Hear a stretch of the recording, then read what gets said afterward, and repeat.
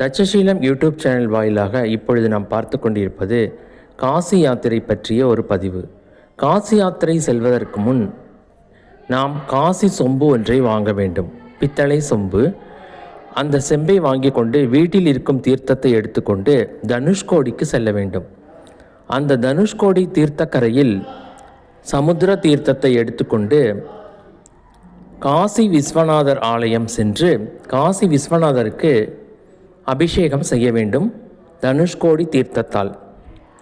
அதன்பின் அலகாபாத் சென்று, அலகாபாத் என்பது பிரயாக என்று அழைக்கப்படுகிறது இப்பொழுது, அங்கே சென்று அந்த தீர்த்தத்தை எடுத்துக்கொண்டு ராமேஸ்வரம் வர வேண்டும்.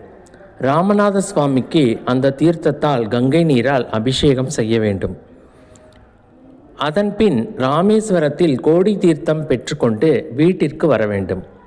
இந்த வீட்டிற்கு வந்த பின் அந்த காசி சொம்பை பூஜை செய்ய வேண்டும். அதாவது காசி சொம்பு என்பது காசி விஸ்வநாதர் என்று பொருள்.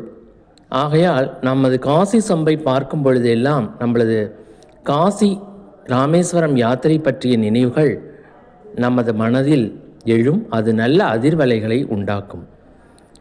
இதன் பொருட்டு காசி சொம்பை ஒரு கருவியாக நமது முன்னோர்கள் பயன்படுத்தி இருக்கிறார்கள். ஓம் நமோ நாராயணா, ஓம் நமச்சிவாயா,